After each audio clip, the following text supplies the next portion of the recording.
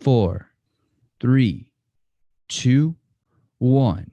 Ladies and gentlemen, welcome to another episode of the Project Egg Show. I know you're excited. I'm excited. Let's get this thing underway. Today, we have the honor of speaking with Anton Kraly. Now, Anton has been a serial entrepreneur for more than a decade, finding success building and selling multiple seven-figure businesses. That's a lot of figures. You can't even fit it on one hand.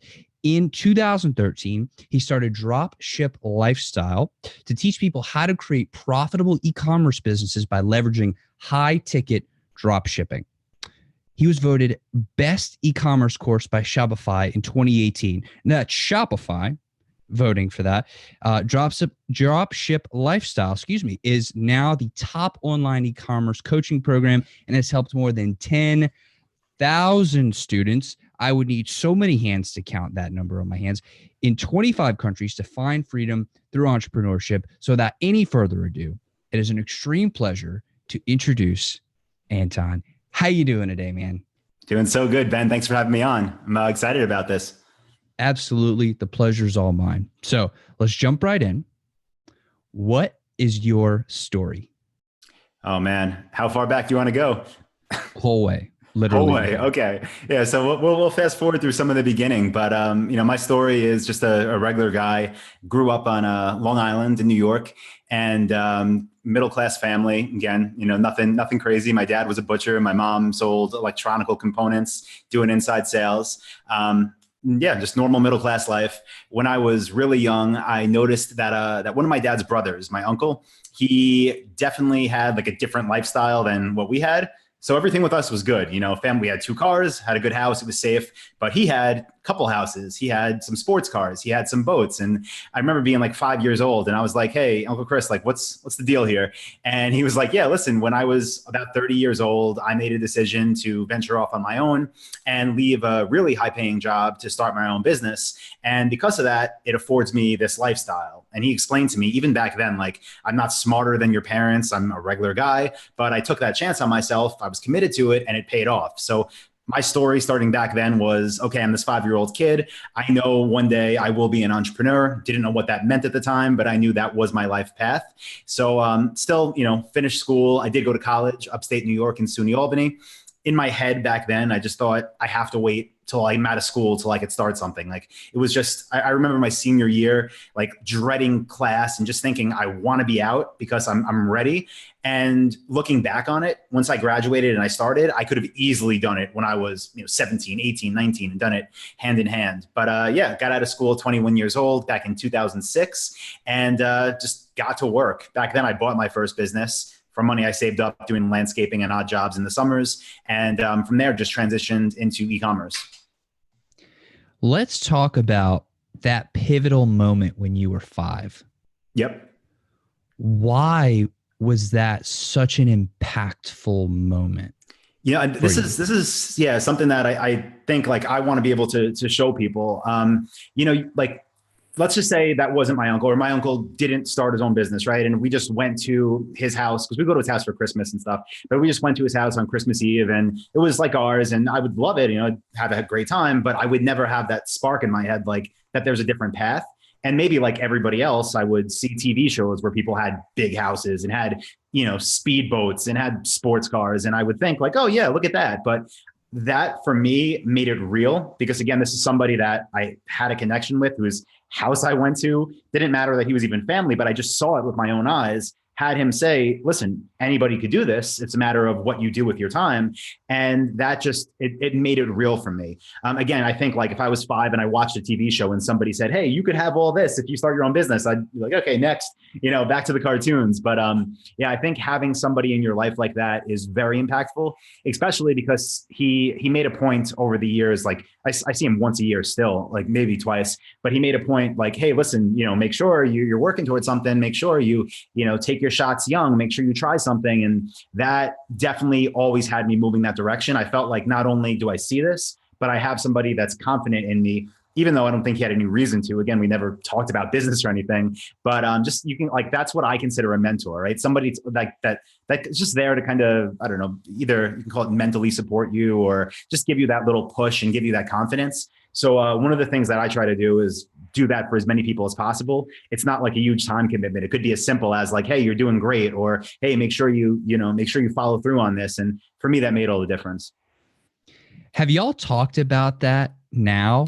About how much of an impact he's had on your life? Yeah, definitely. I do. I tell him because I saw him like, I don't know, a few months ago. And every time I do, he does ask, he's like, oh, so how's business? And I tell him, and he definitely knows that that's what got me started on that path. And it's funny, like, now I'm 33 years old and I started my first business. Well, I bought my business when I was 21 and I've never one time, I called him for business advice one time because I thought I had to sue somebody. But like, yeah, that's just like, it's just that yearly check-in. And I do let him know, like, you motivated me to do this. When you were talking about what it actually did for you, you mentioned the word confidence. Mm-hmm.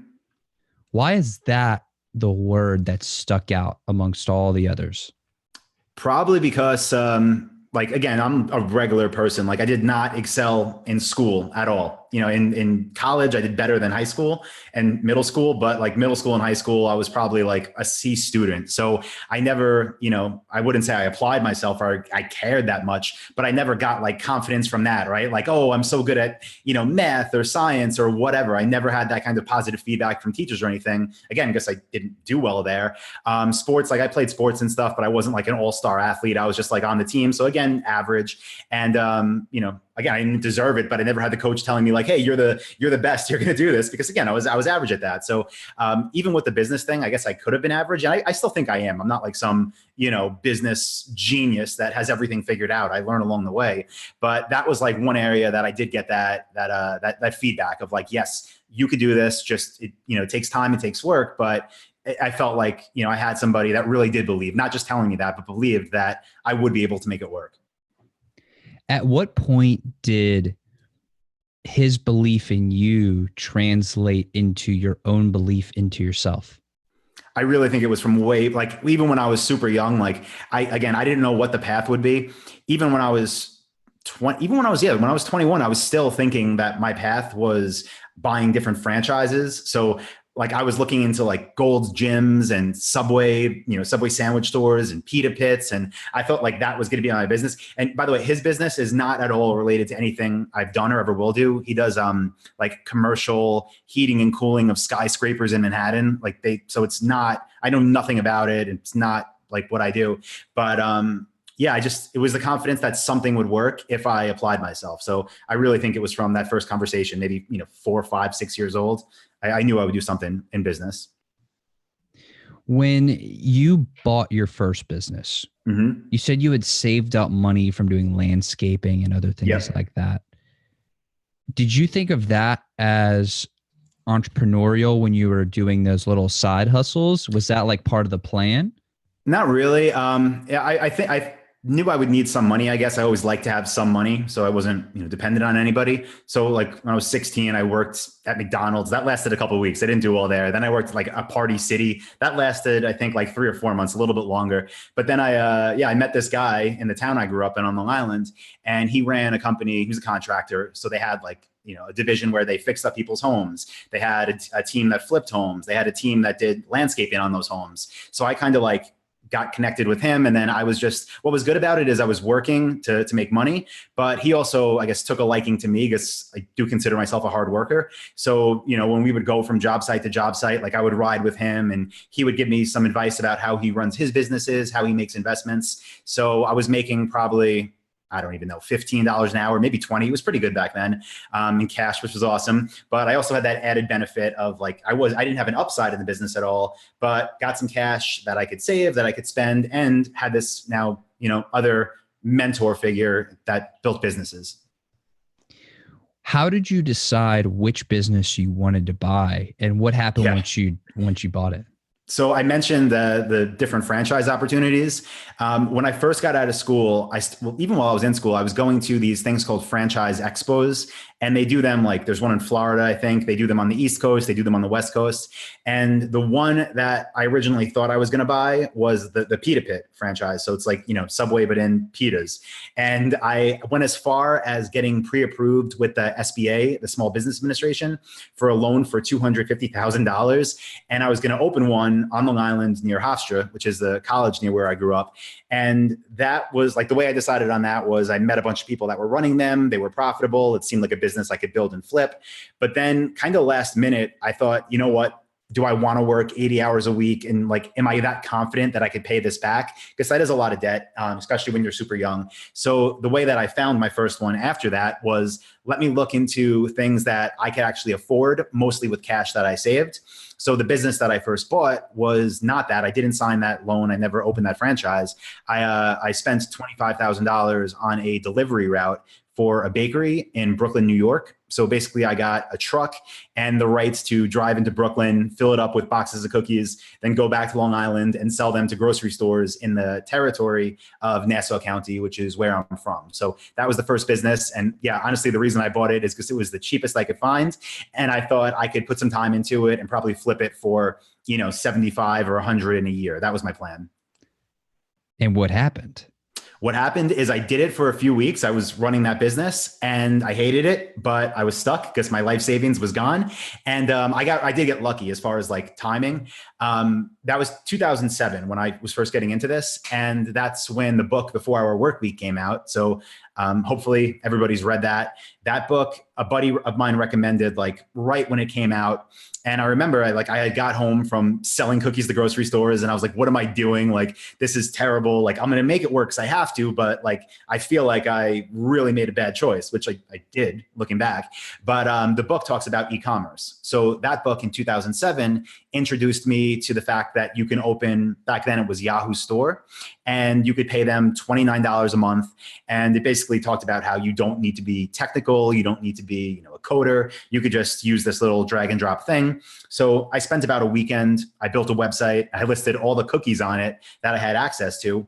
And there was also a chapter in the book that talked about AdWords. So I figured that out, set up a Google AdWords account, started running ads for people that were searching for New York cookies. And within like a few weeks, that one little website was making more money than that business I bought for $25,000. Now the connection came from, the bakery and the cookies, but I didn't have to drive into Brooklyn. I didn't have to deal with store managers. I could sit in my apartment on my computer and run ads. And as soon as that happened, again, it was a few weeks later, that's when I was hooked. And I was like, okay, let me sell this truck. Let me sell this territory. And I did that. I think I either broke even or like made a couple thousand, but I probably like all in probably lost money when you look at like how much time I put into it, but just got rid of it. And from there, just started to build more and more e-commerce stores. Instead of selling cookies, I was like, okay, I'm selling $20, boxes of Italian cookies. Why can't I sell a $500 sofa or a $1,000 desk? And I just started to look for more and more expensive products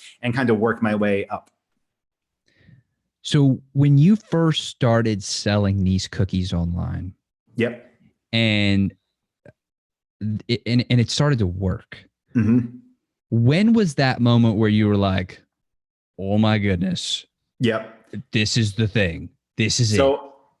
The first order blew my mind because that was a cheap, it was like $20 one. But that just showed like, whoa, like, is this a real person? Like, I had somebody's name and I had their address. Actually, I remember they were in North Carolina. And I remember just like, did somebody from North Carolina really just find my little website that it looked terrible because I don't know, I didn't know what I was doing. And did they really just put in their credit card number? And I was like, should I call them? And I think I did to make sure like they really wanted these things. But are you real? Are you real? Do you really want me to ship this? Like, is this a scam? But like that made me think like, okay, I guess there's opportunity.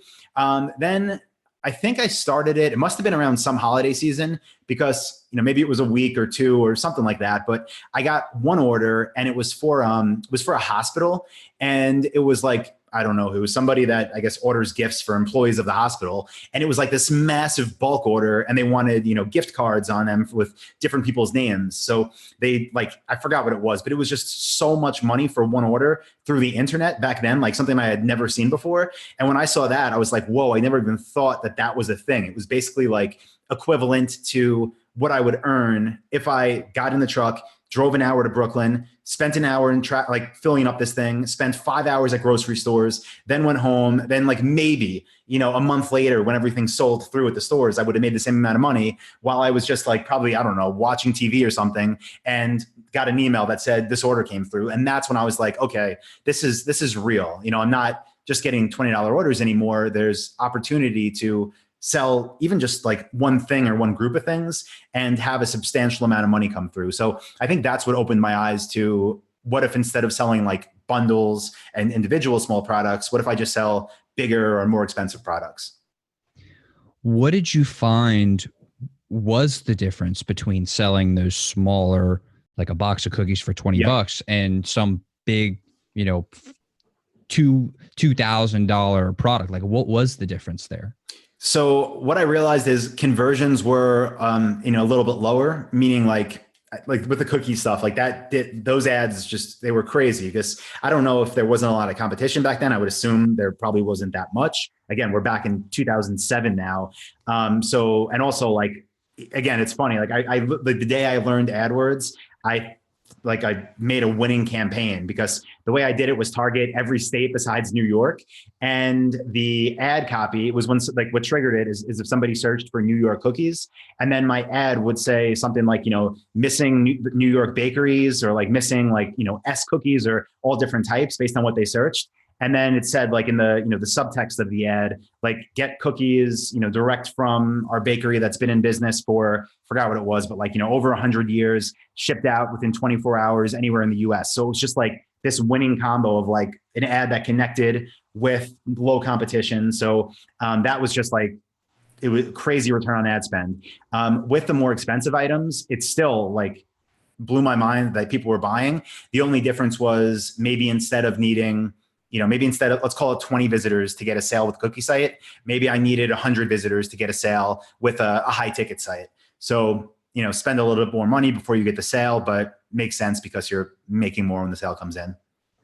So there really wasn't any sort of longer term sequence. It was just, they would search.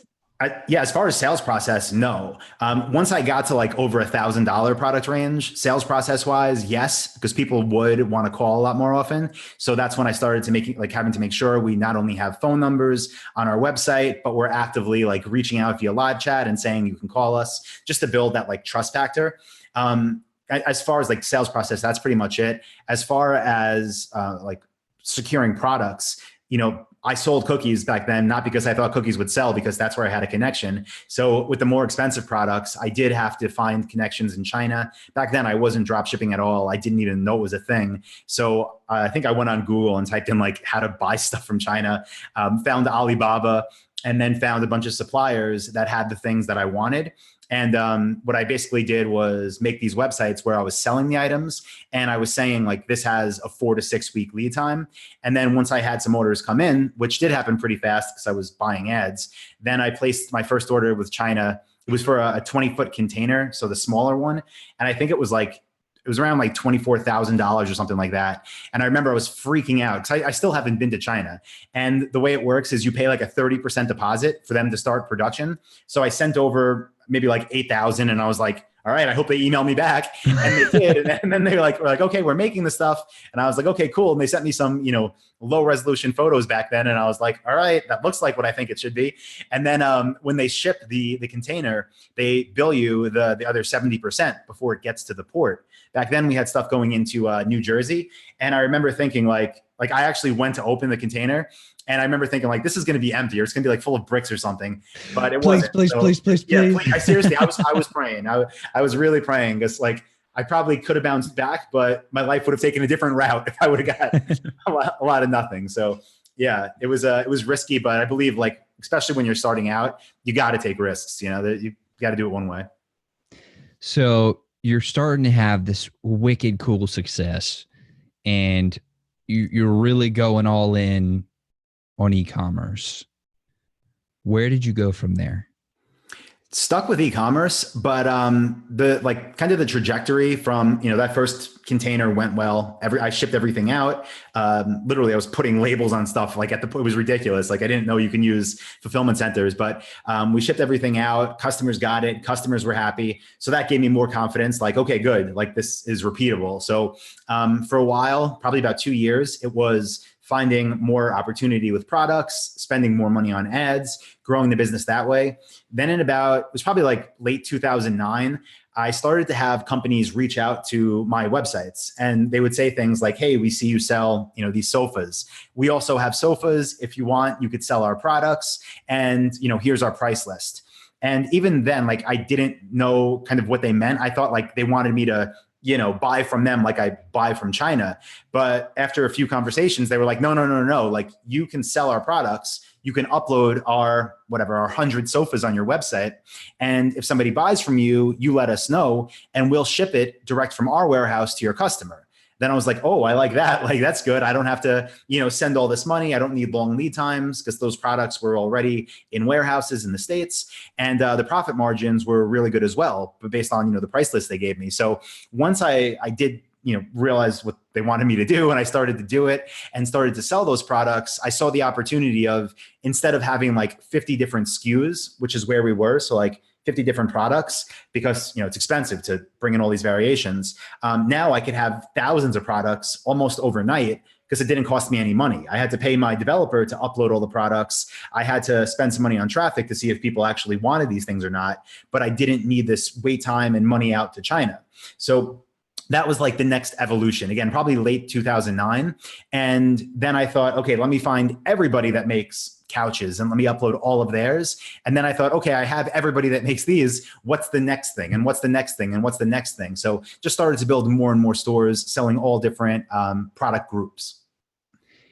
How did your personal life change when all this was happening? Like, what was the impact on Anton as a person during this time? Yeah. So, the person that started it was me when I was, just out of school. So still, even when I had the investment into the delivery route, I was still working like a day or two with the contractor, either working on houses or doing landscaping, just to still make sure like money was coming from somewhere. So basically the only way it changed was, because again, I still worked a lot. I was still a hard worker. It just changed from me working hard and making a decent amount of money to me working hard and making a lot more money. As far as like what that meant to me, security was a big thing. Like, I never felt like, one thing the 4-hour work week talks about is like, what's the worst that could happen, right? Like really, if people think about it, what's the worst possible thing? And for some people, it's a lot worse than others. Like I mentioned when we first started talking, I come from a middle-class family, but like, it's a good relationship that I have. And I feel like worst case, my parents would be there for me. So like, I never felt desperate or anything. I never felt like I needed a security blanket. But as I started to build that, it made me feel more confident. Not that I could, keep going, but that I could be more risky. So that had some upsides and some downsides, especially early on. Like when I started to make a lot more money, I definitely made some dumb decisions, like bad investments. Some of the businesses I either bought into or started weren't profitable, and I had extra money. So I thought, oh, it might work eventually. And I kind of just threw cash away looking back. So that was a negative, definitely stressed me out. But other than that, just it gave me more power, again, in terms of having that safety net and having the money to invest in new things, but have to use that power wisely, or else it's easy. It's a lot easier to lose money than it is to make it. So yeah, learn that lesson early on, at least. So you're crushing it on the e-com side, and then drop shipping becomes a thing. Mm-hmm. And maybe you make a few bad decisions here and there, but overall it's a very upward trajectory. How does the next evolution come about? Yeah. So the bad decisions were almost all in offline businesses. That's what got me. But I would say the next evolution was, so probably it was 2012, late 2012. I had one of my networks of stores was with a business partner. And we, at that point, we were years into it, to the group that we were running together. And we kind of both felt like there was opportunity, but we both felt like, who's going to put in the time to take it to the next level when, there's such an upside? Like, let's just say, for example, if I put in an extra 10 hours a week into these businesses for the next year, and the business made an extra 50K a month in profit. And then, you got 25, but I felt like I built that. Like, do I really want to do that? And it kind of got to that stage. Like, it was doing well, but who's going to be the person? Are we going to do it together? It's been years already. So we started to have conversations of, okay, well, maybe I'll buy this from you. I'll just buy you out, then I'll grow it. And he said, well, maybe I'll buy you out. Okay. And then we started to throw numbers around, like, well, what would you give me? I think he said, like, I'll give you like 25. And I was like, I'd probably give you like 30. And then we were like, what are we doing? Like, we have no idea what this is worth. So I remember we went on Google, love Google, and just searched for like website brokers or business brokers, something like that. And we found a whole bunch of different ones. And we started to reach out to them and we said, hey, we have these businesses and we want to see what they're worth. And we found out they were worth a lot more than we thought they were, close to like 7 figures. So it was like, okay, well, I'm definitely not buying you out for half of that. And he said the same thing. So we're like, okay, let's sell this network. So the next evolution, again, probably mid to late 2012 is when we started to look into this. Sometime in late 2012 is when we sold that network we had together. And from there, I thought, okay, so, what am I going to do now? I have my stores and I want to build more, but like, how am I going to do this? What's the next evolution? So I went online again and I started to look for different forums and masterminds, because back then I just went off trying stuff, but I thought maybe other people are doing something similar. So I think I, went to Google, typed in e-commerce forum, and what I found was the Warrior Forum. Are you familiar with that site? Yep. Yeah. So yeah, it used to be a lot more popular, but I remember going to it and there was an e-commerce section. I clicked into that and I knew within like 20 minutes, like, this is a joke. Like, at least back then, it was just people giving the worst advice ever. Everybody trying to sell each other just random $7 ebooks. And I was like, this is terrible if this is what's out there. So I made an account and I just started to chime in on different threads like, hey, actually, maybe you want to try to run your ads this way, or maybe you should try to find a supplier this way instead of what this guy told you, because that's never going to work. So just, basic answering questions. And people liked what I had to say because they could tell it actually worked. And that is what got me started with realizing people actually want to know more about how I do what it is I do. So from there, that's what got me into making the first version of Dropship Lifestyle back in 2013. And once you started to develop it, like, what were some of the pivotal moments there? Oh, there've been a lot. Yeah. So, the online info space is just, it's night and day. It's totally different from the physical product side, especially the way that we do physical products. So at first it was just me, on this forum. And I think you have a signature. So my signature said my website. And I think I had 7 basic videos that I recorded, and people were, clicking it, they were buying it. And from there, what would happen is they would get access to the videos in a members area. And then we also had a little forum, because I wanted people to have these conversations, but have them after being educated almost, so instead of just jumping in blindly, it's no, go through the course, understand what works, then ask better questions. So what happened is that originally that community aspect, the forum, became the most valuable thing. The videos were a great starting point, but the quality of conversation just was super high from day one. And what that led to was the people that were in there talking, just organically telling other people hey, if you're in e-commerce, you should check this out. If you're looking to get started with an online business, you should check out Dropship Lifestyle. So for the first, again, probably year or two, this was just something where I would answer questions, maybe for I don't know, 20 minutes a day on the forum, and try to help people out, point them in the right direction. And just all organically, from people telling each other, from people posting, it really it kept growing, month over month growth. And then after a couple of years, I realized okay, what do I want to do with this? Dropship Lifestyle, it's a business now at this point. It's making a lot more money than I ever thought it would. Should I try to make it, I don't know, something more complete?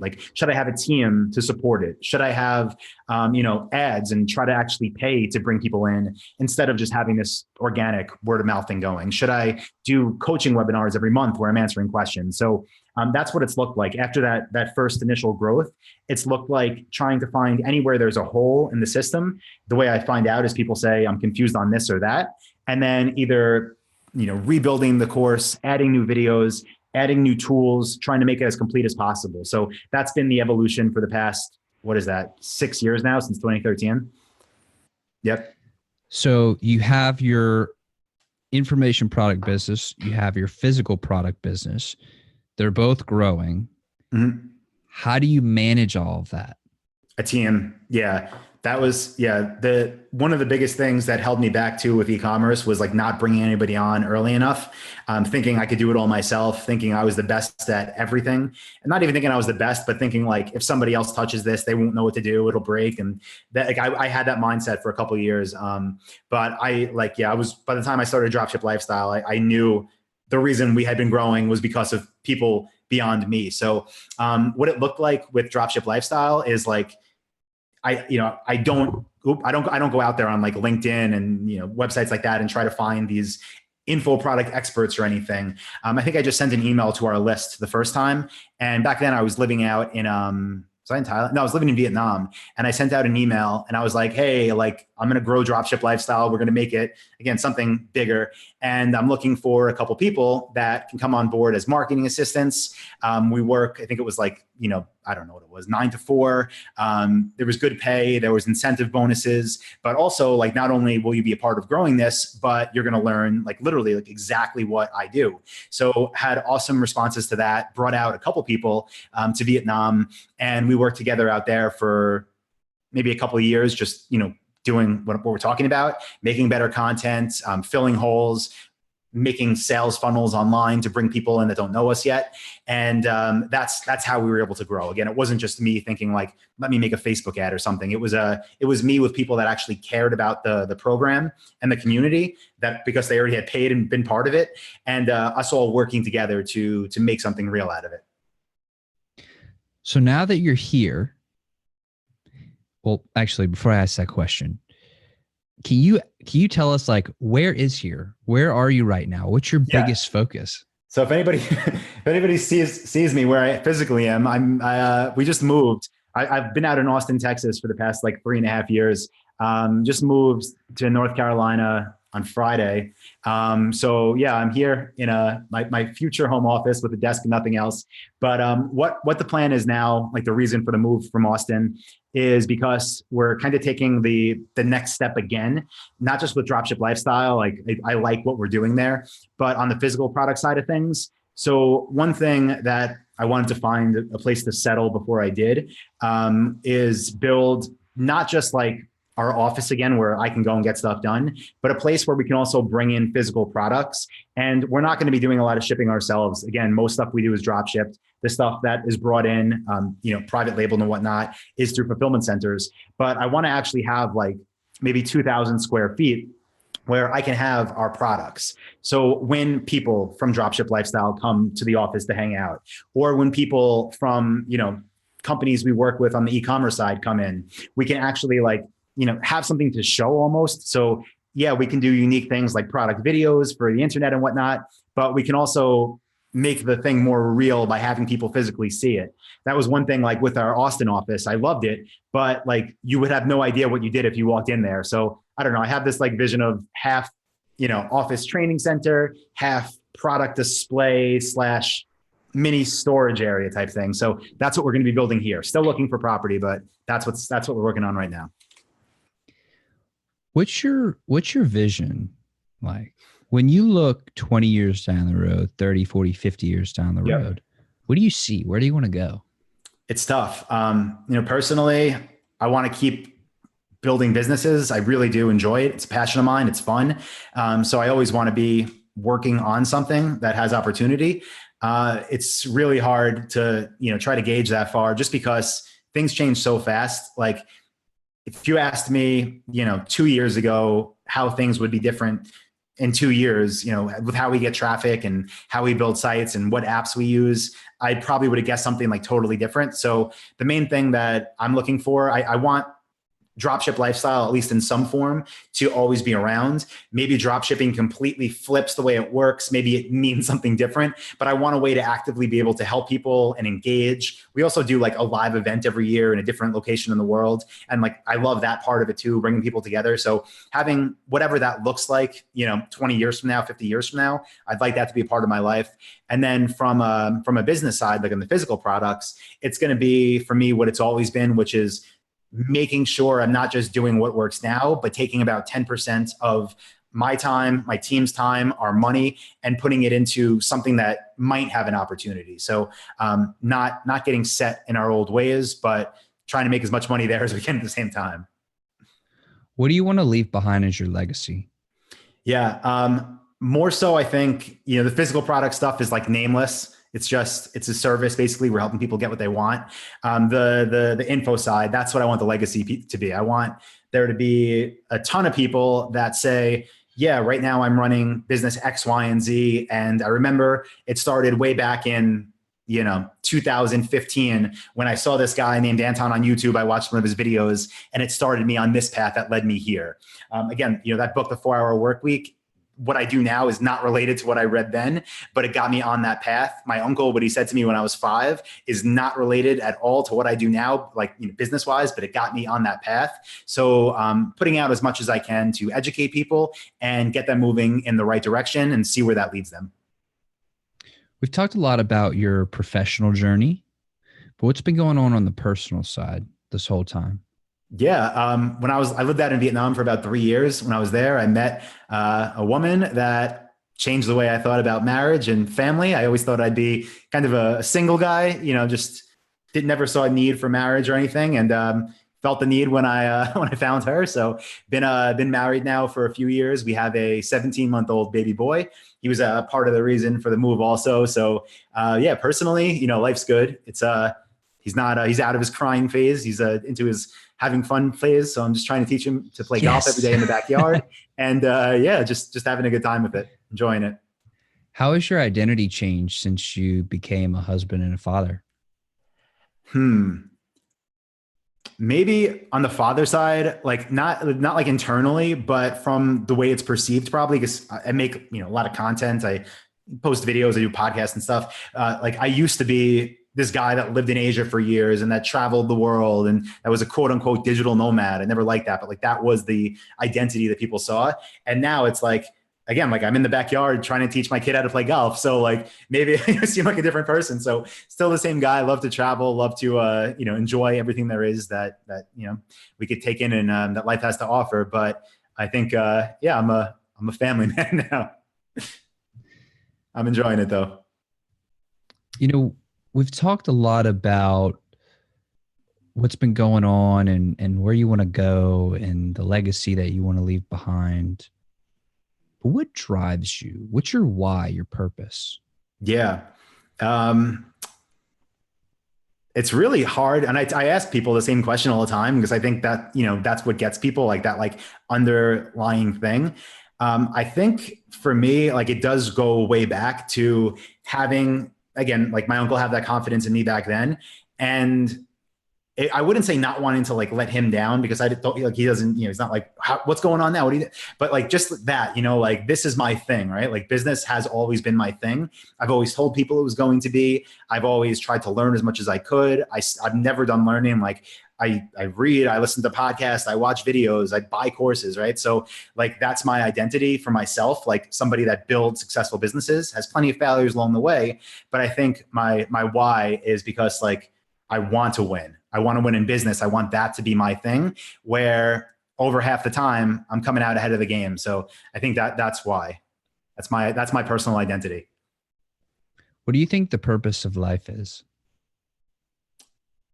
I have no idea. I would say try to make the world better, try to keep people happy. I don't think we're doing much of that overall, but I don't know. I have a personal thing in my own life. Like it applies well to business too. Like just don't be negative. Don't bring anybody else down. If anybody else is down and they're approaching you with it, respond in a positive way and try to end it. But I don't think that's the purpose of life, but it makes life a lot easier. And, again, feel comfortable taking risks with it. I think one thing that, again, is not the purpose, but one thing that would be a big regret in life would be just kind of going through it and always having everything planned. And one day realizing like, oh, that went according to plan, but it's not really that great. It's just what I thought would be safe. So I don't think that's the purpose of life.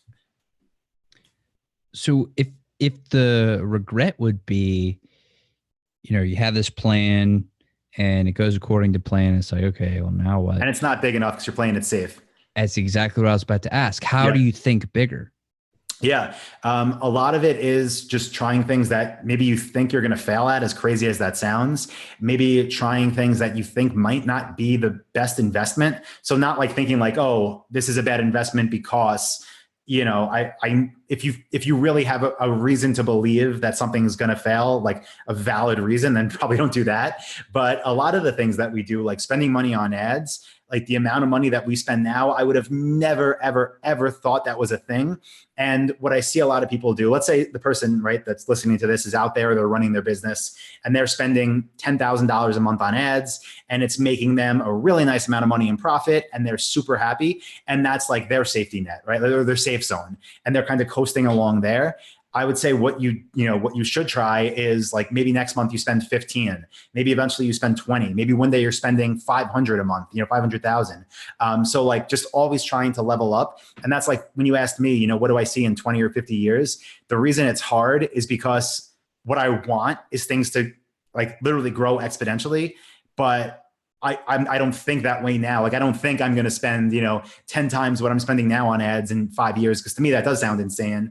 Like that might sound to anybody else. So I would just say like, no, I'm never going to do that. But just always like auditing yourself, seeing where you feel comfortable and then trying to push it just a little bit, even when it feels risky, and accepting the fact that it won't always work, but you don't need it to always work. You just need it to work more times than it doesn't. What's one truth that you hold that you feel nobody else does? Yeah. I think a lot of people, going back to like the entrepreneurial mindset, I think a lot of people feel that when people succeed, they're either smarter than them or they're better connected than them, or they, just have more luck all around than them. And while like there's always going to be variables of those things, I've met so many different entrepreneurs from all walks of life at this point, and there's no formula. It really does come down to work, and it comes down to you're going to fail. Like I fail all the time. You're going to fail, and the truth is that as long as you're acting on what you learned by failing, you will win. So again, don't write off successful people that their families were rich, or again that they, met somebody at the park that invested in them. Like, no, if you want to do this, there's literally 0% chance of failing, as long as every time you do have those mini failures, you use that to move on to the next thing, and you'll get there. Whether it takes a week, a month, 10 years, anybody could be very successful with entrepreneurship. So clearly you're massively successful and you're helping a ton of people, helping people grow their business, you're helping people get the products that they need. Like, you're crushing it, right? But I feel like there's always setbacks though. Like you say that, I don't feel that way. We're doing well, but there's always ups and downs. So yeah, keep that in mind too. If anybody thinks it's all like rainbows over here, because I've been doing it so long, like last month, even, dealing with PayPal, holding money for 2 weeks and dealing with this and that, there's always something. So just keep that in mind. But yeah.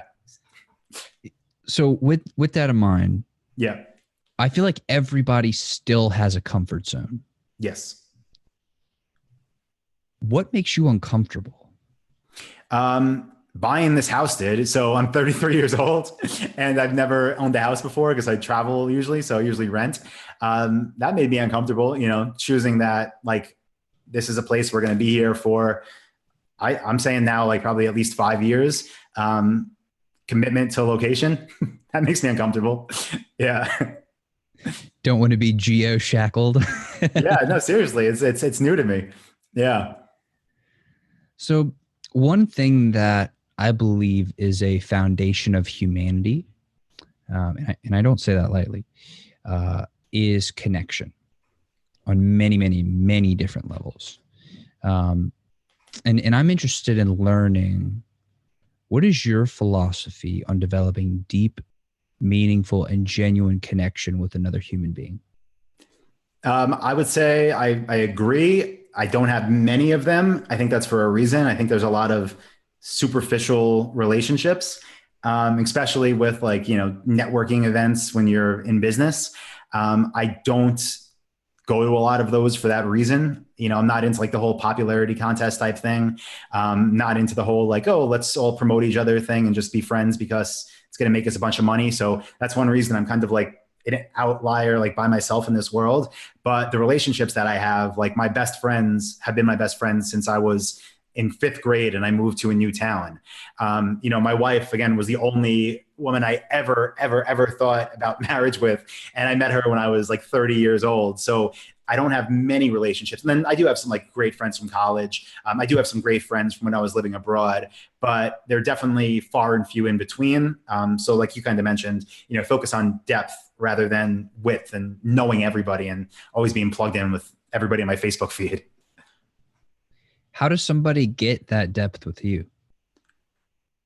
I would say just connection. Like it's defining it with what it is, but just similarities, feeling. Probably like a main thing would be, is the person like a good person? Like I can honestly say like all my really good friends, like the reason they're still my really good friends is because they're great people, like in every area of life. I feel like, they're there not just for me, but they're there for others as well, right? Like for their families, for their husbands or wives or boyfriends or girlfriends. So that's hard to prove when you meet somebody on the street, but just, I don't know, if I get a feeling that somebody's inauthentic, for example, then we're not going to be friends, and that's fine. Like you don't need to be friends with everybody. Also, if anybody is like the type of person that brags about faking any type of thing, and there's a lot of that goes on too. Then it's just like, okay, yeah, good for you. Enjoy it. Again, like try to end everything with positivity, but that's not going to be someone I'm trying to meet up with for dinner next week, So just, I guess, authentic people that seem like quality, good people. What's your greatest theory? On what? Whatever comes to mind first. Let's see. My greatest theory. Nothing's coming to mind right now.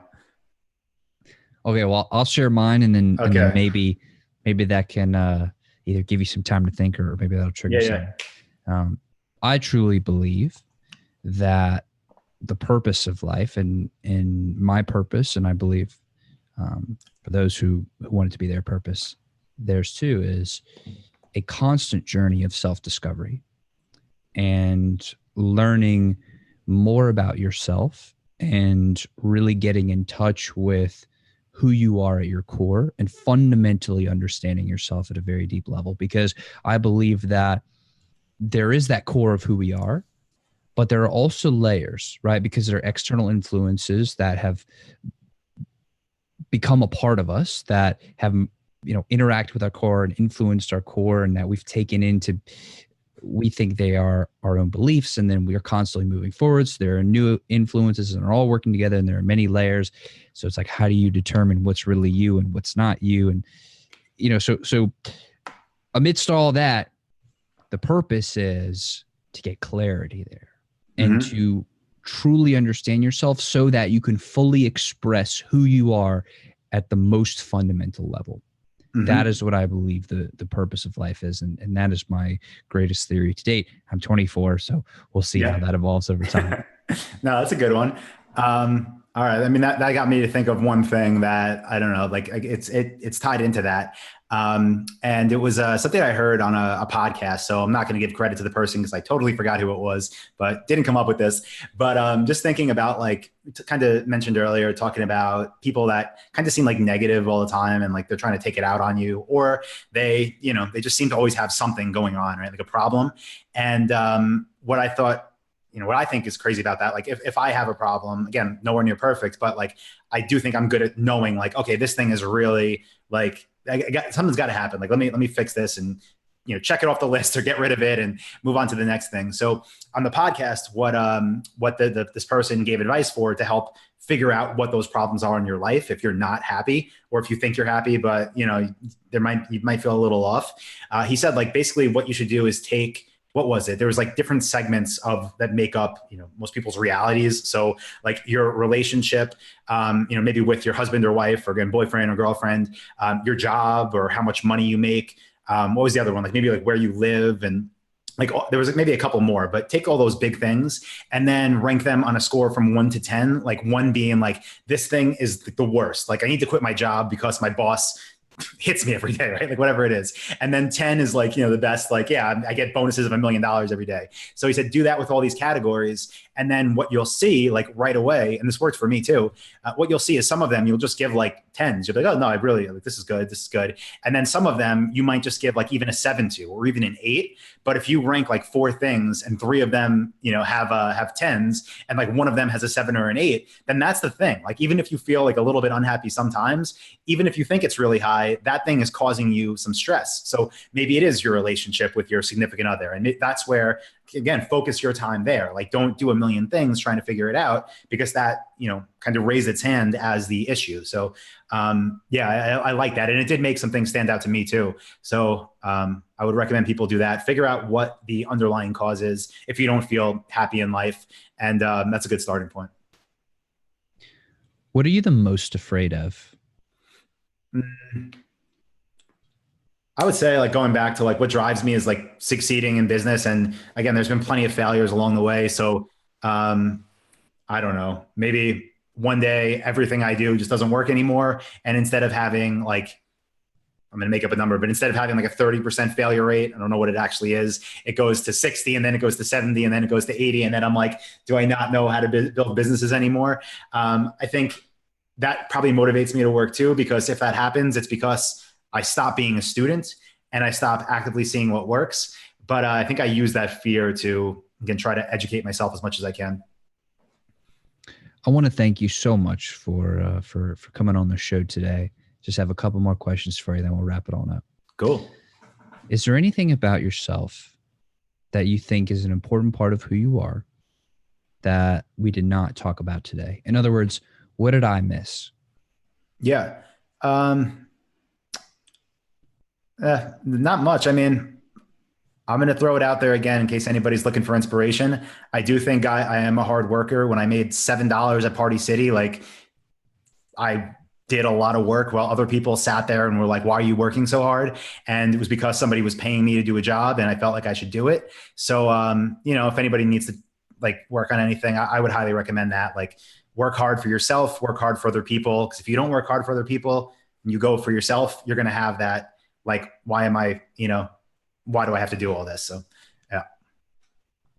So I mentioned before that I'm 24, and I say that because I believe it's relevant to the question I'm about to ask.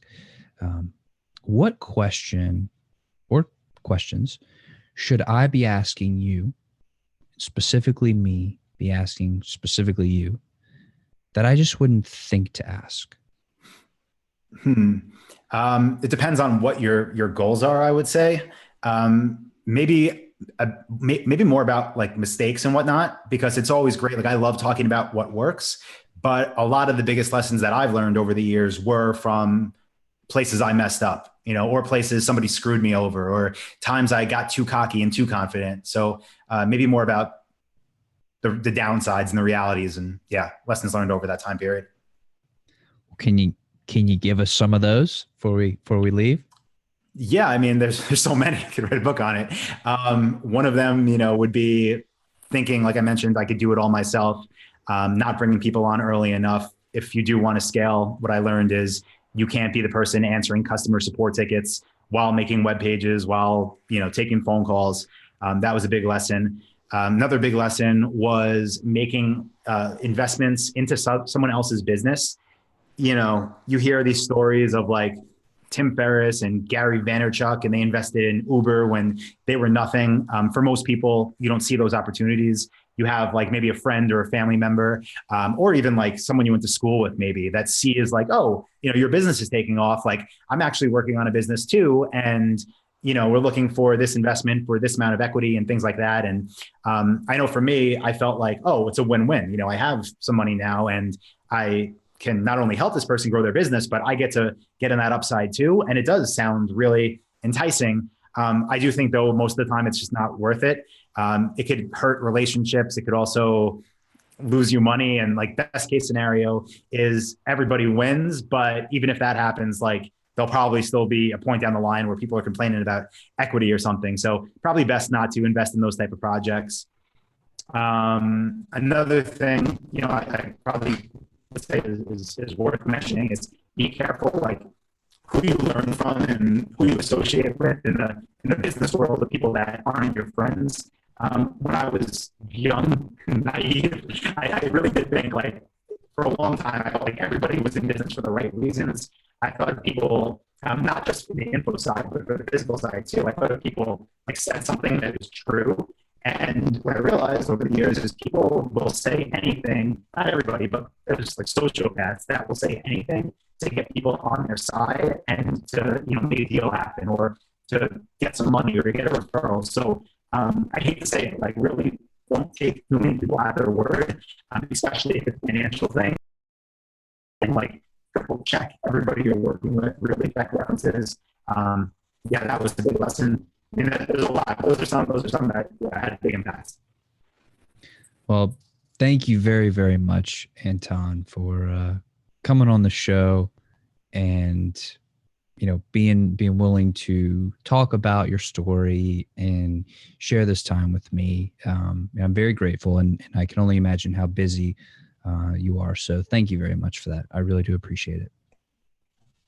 Thank you. I appreciate it as well. It was a fun conversation. And to everybody who's listening, watching, I want to thank y'all very, very much. I love you, each and every one of you, especially you. I know I'm talking about you. So thank you very much. I appreciate you sticking with us till the end. I'm very grateful for your support, of the show and everything. So I love you guys. Thank you. And I will see you on the very next episode. Take care now.